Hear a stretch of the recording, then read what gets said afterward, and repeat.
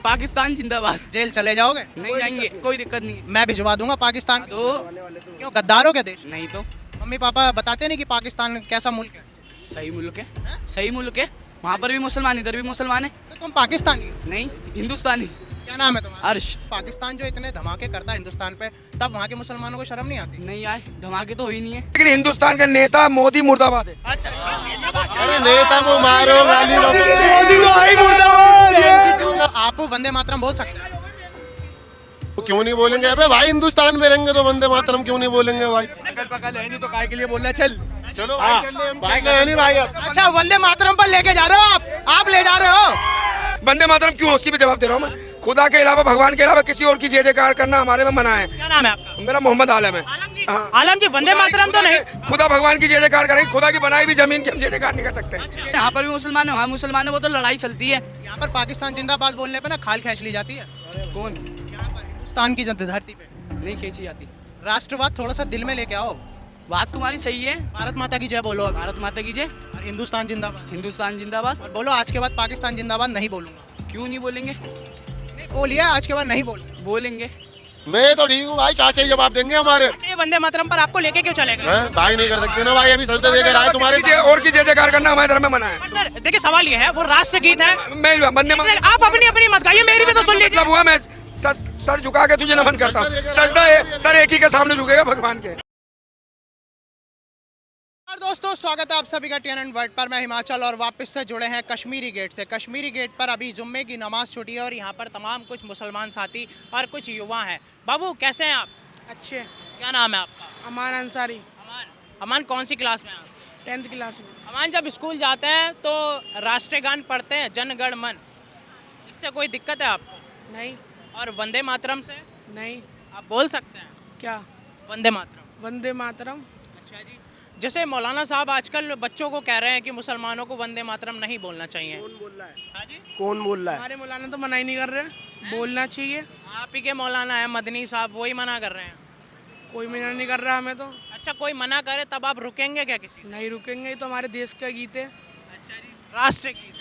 राष्ट्रीय गीत है हमारे देश का। कैसे हैं आप भाई? बढ़िया। आपका क्या नाम है? थोड़ा यहाँ आइए। इनका नाम है जो भी। हैं? क्या नाम है आपका? मैं नाम मोहम्मद आकिब। आकिब, कौन सी क्लास में आप? मैं क्लास छोड़ चुका हूँ। तो आप वंदे मातरम बोल सकते हैं? आप क्यों नहीं बोल सकते?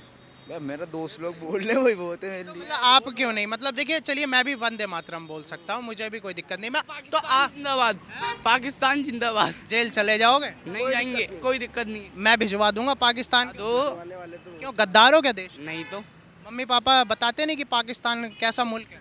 सही मुल्क है, सही मुल्क है। वहाँ पर भी मुसलमान, इधर भी मुसलमान है। तो तुम पाकिस्तानी हो? नहीं, हिंदुस्तानी। क्या नाम है तुम्हारा? अर्श।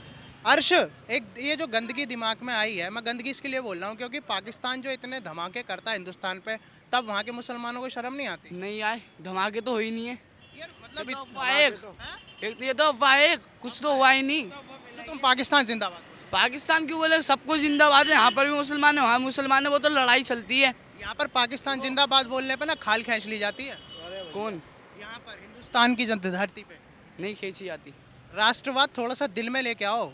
बात तुम्हारी सही है। भारत माता की जय बोलो अभी। भारत माता की जय, और हिंदुस्तान जिंदाबाद। हिंदुस्तान जिंदाबाद। और बोलो आज के बाद पाकिस्तान जिंदाबाद नहीं बोलूंगा।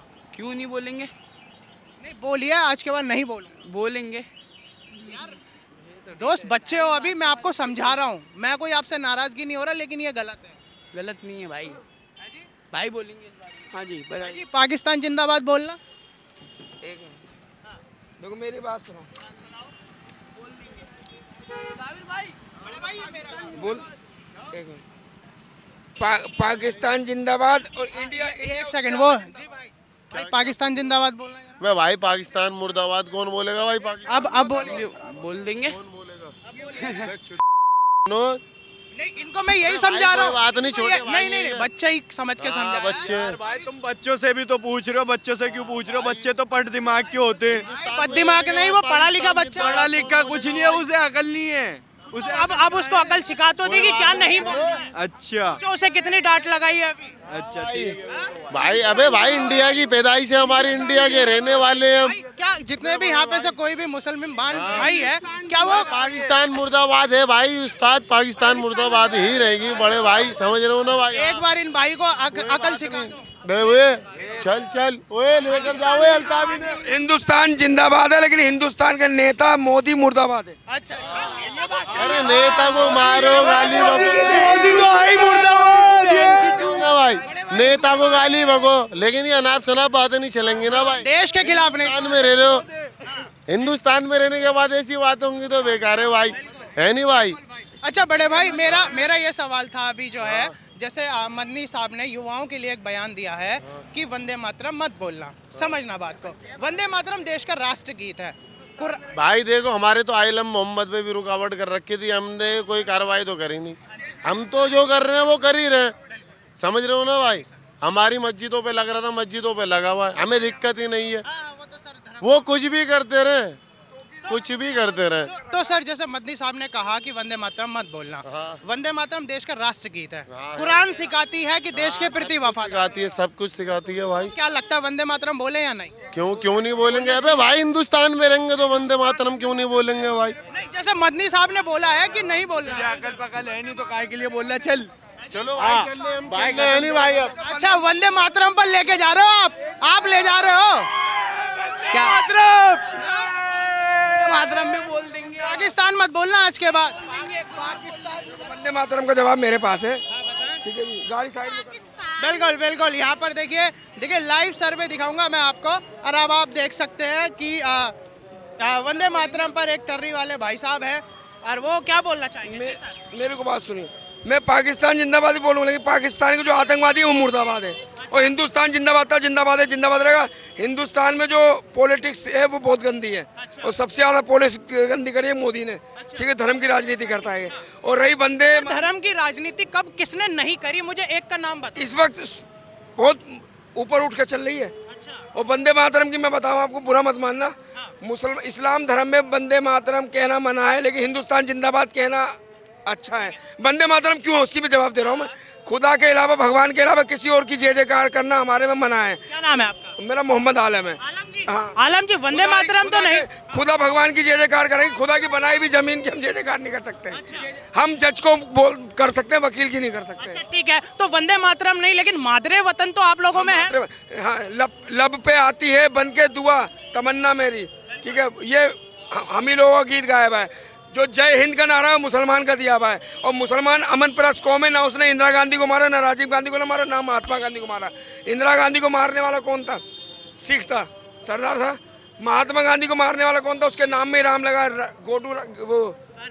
नाथूराम गोडसे, ठीक है। मुसलमान ने कभी किसी को नहीं मारा। मुसलमान मॉब लिंचिंग का शिकार हो जाता है, ठीक है। देखिए ऐसा मत बोलिए, ऐसा मत। आज 25% मुसलमान जेल में बेकसूर बंद है। वो इसलिए बंद है क्योंकि वो मुसलमान है बस। अरे भाई देखिए, इसमें अगर धर्म को साइड हटा दिया जाए, या अगर आप धर्म ला रहे हो सामने, तो मुसलमानों ने बम भी फोड़े हुए हैं, और मुसलमानों ने गोलियों से भूना भी है। लाइव एग्जांपल है, अफजल गुरु हो, चाहे कसाब हो, या फिर मोहम्मद उमर। मुस्लिम नहीं है, वो पाकिस्तानी मुस्लिम। मोहम्मद उमर इंडियन था, कश्मीर का था। और बुरहान वानी त्राल का था, कश्मीर। एक मिनट, ज्योति मल्होत्रा जासूस निकली, भारत की हिंदू बेटी थी, और सोफिया कुरैशी भारत की मुसलमान बेटी वफादार निकली, जिसको हमको शक्की ने ऐसा दिखाया जाता है। अरे सर, ऐसे तो अब्दुल कलाम साहब हमारे मिसाइल मैन है भारत के। बढ़िया राष्ट्रपति नहीं आया, और अटल बिहारी वाजपेयी से अच्छा प्रधानमंत्री नहीं आया, और रेलवे लालू से अच्छी चला के नहीं दिखाई। मोदी से बड़ा झूठा नहीं आया कोई। जो हकीकत है वो हकीकत है। भारत में मुसलमानों को बराबर का हकदार नहीं मिल रहा है। दिल्ली की 7 लोकसभा सीटें, एक भी टिकट किसी पार्टी मुसलमान को नहीं देती। सीमापुरी में मुस्लिम आबादी है, एमएलए का चुनाव नहीं लड़ सकता, कहते हैं एससी सीट है। जहाँ कांग्रेस की सरकार है, कौन सा मुस्लिम मुख्यमंत्री है? सिर्फ एक उमर अब्दुल्ला को छोड़ के कहीं नहीं है। सबने वोट उमर अब्दुल्ला की पार्टी अलग है, वो आईएनसी नहीं है। नेशनल कॉन्फ्रेंस मैं बोल तो रहा हूँ, नेशनल कॉन्फ्रेंस। नेशनल मेरे पर राजनीति में खिलाड़ी हूँ भाई, मुझे पता है, ठीक है। क्या कहते हैं, अभी जब से रेखा गुप्ता सरकार आई है, जब से सारे परेशान हो गए दिल्ली में। दिल्ली की ऑरेंज हरीलाल सारी बच्चे इन्होंने बेच दी। लेडीज हमें मुझे खूब भर भर के मिल रही है रिक्शे में, सब 2-2 घंटे खड़ी होती हैं, ठीक है। और ये मोदी तुम्हारा बीफ एक्सपोर्ट कर रहा है। भारत 9 नंबर पे था कांग्रेस की सरकार में, आज गौमांस तस्करी में 2nd नंबर पे ला दिया मोदी ने। सऊदीया, दुबई, बांग्लादेश। मोहन भागवत भी इससे नाराज है मोदी से कि ये क्या कर रहे हो, पुत्र धर्म निभा रहे हो।